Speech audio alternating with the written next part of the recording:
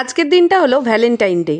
তো আজকে আমি ঠিক করেছি আমরা কোথাও রেস্টুরেন্টে খেতে যাব না, বাবাইকে সারপ্রাইজ দেবো। তাও আমরা নিজে হাতে রান্না করব মাটন। তো প্রতিদিনই নিজে হাতে রান্না করি, কিন্তু আজকে একটু বেশি স্পেশাল, কারণ আজকে মাটনটা আমি নিজে বাবুর সাথে গিয়ে কিনে এনেছি।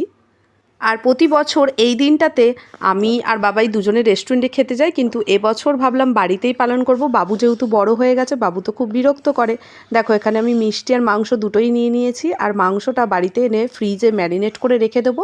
সন্ধেবেলা রান্না করব, বাবাই আসার আগে রান্নাটা কমপ্লিট করে রাখবো, যাতে বাবাইকে সারপ্রাইজটা দিতে পারি। তারপর পুরো ভিডিওটা তোমরা দেখতে থাকো। এটা কি খাচ্ছো? এটা মাটন মেটে। ও, তুমি খেতে ভালোবাসো?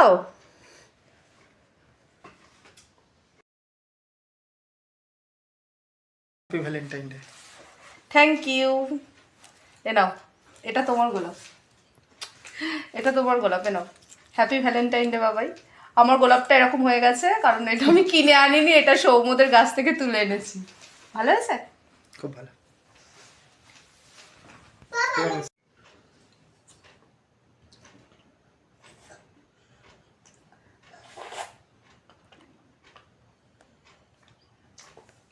মা তো ছবি তুলে নিল।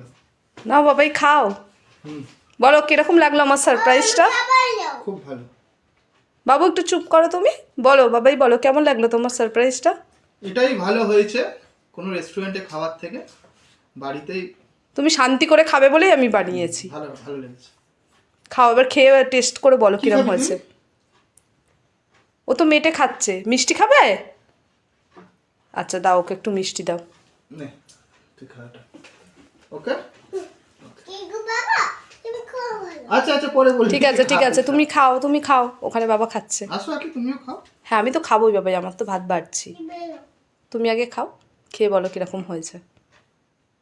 বাবু কেমন হয়েছে মেটেটা? তুমি খাচ্ছ? তুমি মাটনের মেটেটা খাচ্ছ তো? মেটেটা কেমন হয়েছে বলো? টেস্টি? হ্যাঁ হ্যাঁ।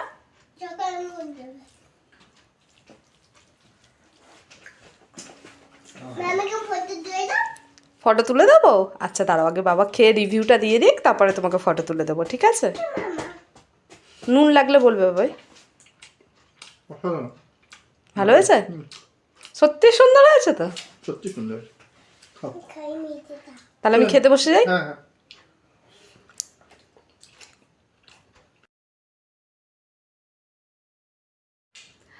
আমাদের যেহেতু লাভ ম্যারেজ, তো বিয়ের আগে আমরা অনেকভাবে পালন করতাম, রেস্টুরেন্টে যেতাম, খাওয়া দাওয়া করতাম এই দিনটা।